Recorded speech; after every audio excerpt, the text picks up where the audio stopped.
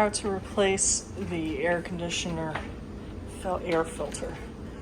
So first thing you do is write on your new filter when you install it and when to replace it. I like to put both so that there's no confusion.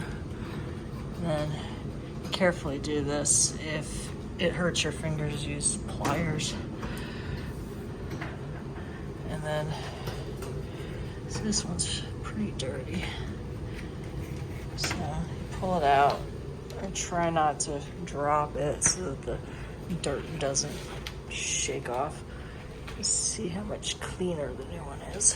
And look for airflow. Airflow that way. Air is flowing in at this spot, so you put it that way. So you put it down to catch all on the bottom.